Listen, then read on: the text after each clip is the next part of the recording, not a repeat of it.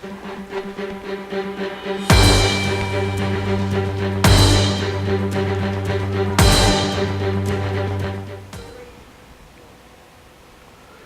and welcome to another segment of DSU Inside Perspective. I'm Carlos Holmes, and this is the show where we talk with faculty, staff, students, alumni, and guests about some of the great things that are going on in the world, or some of the not so great things going on in the world, or the great things that are going on at the Delaware State University. Today I have with me, and I'm very pleased to have him, Dr. Don Blakey. Dr. Don Blakey, I could go on and on about who he's been or who he is. He is a retired legislator. He is the first African American to sit on our county government here at Kent County Levy Court here in Delaware. He's a former faculty member here. He's a former baseball coach here at Delaware State University, although it was Delaware State College back in those days. And Don, you've just been named to be the chairman of a special committee honoring this guy who is the 6th president in the history of Delaware State University, Dr. Jerome H. Holland. What is this committee and what are we doing here? Thank you, Carlos, for having me first. This committee that we've established is to honor Dr. Jerome H. Holland for his service to the institution when it was in a dire situation back in the 50s. Transitioning from a school that was about to be closed to the school that we have today. And he was the engineer that started the school off in the correct direction. Yes. And so right now what we're trying to do is to create something that will memorialize his gift and energies in perpetuating Delaware State University. Now, your name was not just pulled out of a hat to chair this committee, but you've got a connection with this guy, right? Correct, right. I was in school when Dr. Holland was the president from 1954 through 1958. And after graduating, I went to the University of Maryland in College Park. And upon receiving notification that I had completed all my requirements there, I called him on the phone. And he was excited about it, and he asked me to come up here to just talk with him. And when I did, he gave me an opportunity to work for him. Mm-hmm. So actually, that was in 1959, and I worked for him about a year because he left during the year to go to Hampton as Hampton's president. Mm-hmm. You talked about Delaware State University, or back then Delaware State College, being in trouble. That there were forces out there that wanted to close the institution. What was going on with Delaware State College at that time? Well, as you well know, Delaware State College had won its accreditation, then lost its accreditation, and there was a clamor to close the institution from a number of different directions. At the same time, there were enthusiastic supporters who wanted to keep the institution open. And Governor J. Caleb Boggs and a number of other influential people in the area sought out a person that would be capable of leading the school out of its position to a higher position, and Dr. Holland was chosen for that in 1953. Mm-hmm. And at his coming here at that time, he found the school in dire straits. But he did an honest appraisal of the school and offered it back to the legislators and the governor that this is where we can go and how we can get there. It's left up to them. And they decided to do that. And he became the president at that time, 1953. Mm-hmm. Mm-hmm.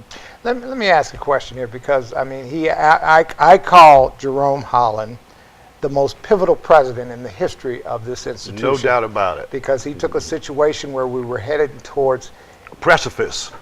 We were headed towards institutional extinction. Exactly right. And he turned us around and faced us towards prosperity. Correct. I'm going to ask you a question that I asked an alumni a while back, and I'd be interested to know how you answer this. You obviously knew Maurice Thomason, and Maurice Thomason was a sociology professor here who was tapped twice to serve as acting president.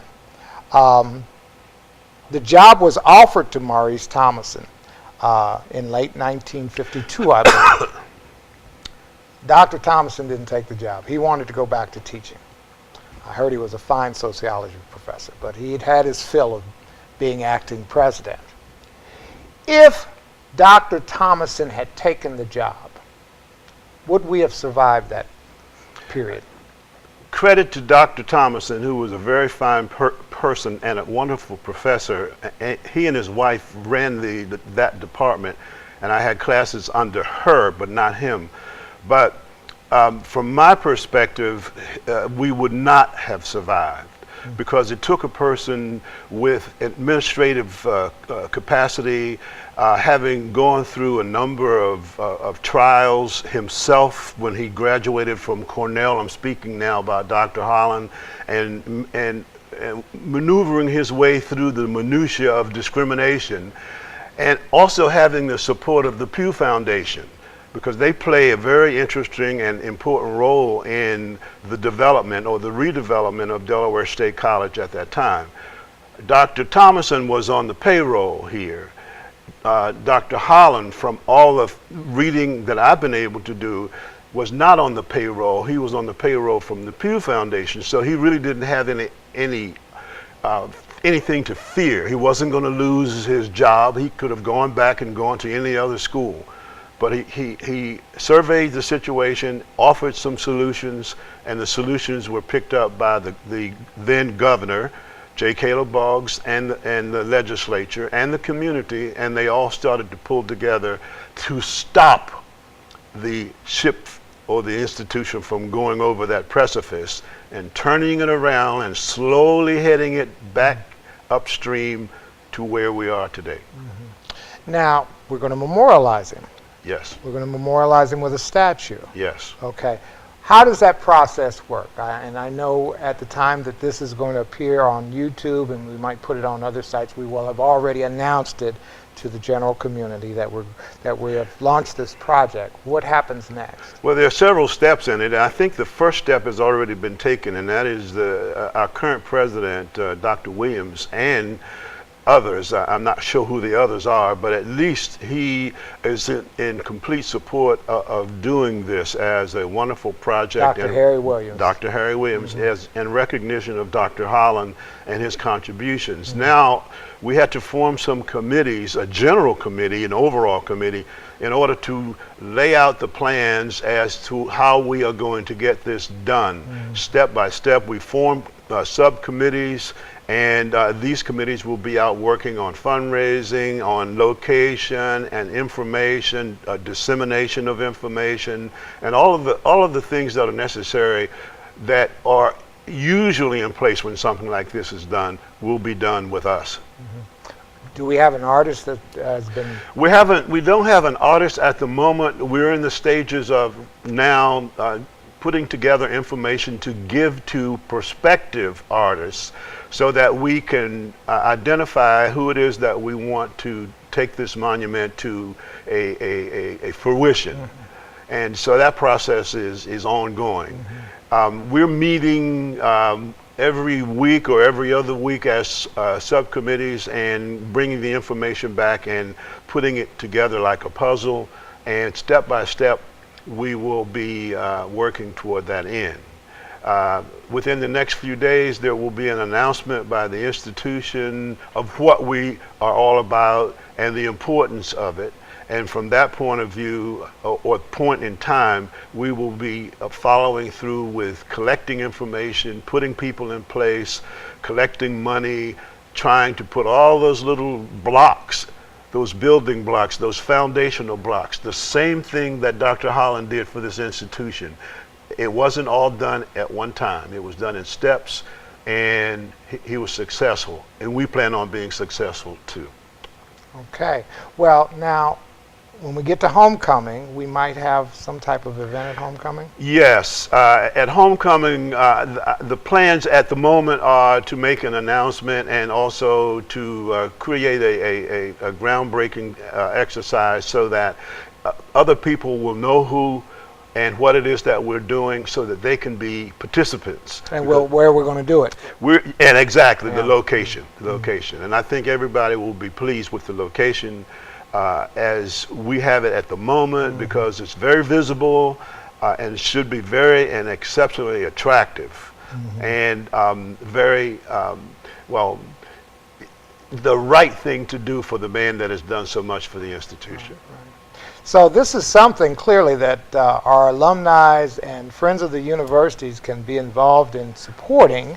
Absolutely. We want them. We want our friends, the alumni, students that are here now, and any other person to join us in making this a successful venture by honoring a person that has done so much for the institution and has received so little acknowledgement over these last 50 years. And I'm really proud of the institution even going in this direction. For me, even thinking about it in a positive way was a great lift. But to understand that we are serious about this is even better, right? Well, certainly there's a lot of opportunity for people to support this. Anybody that's interested in donating money towards this cause, and a statue like this costs some money. I think the committee is still trying to establish what the cost will be. Correct. But it will be a significant amount of money. Anybody interested in contributing can call the Delaware State University Development Office at 302-857-6055 and talk to the development people, and they'll let you know what you need to do to help us out here. And may I add? Yes. If you're interested in contacting me, you may do this by calling 302-697-6723. And I would be glad to enlist you in helping us to get this project completed. I like an accessible chairman.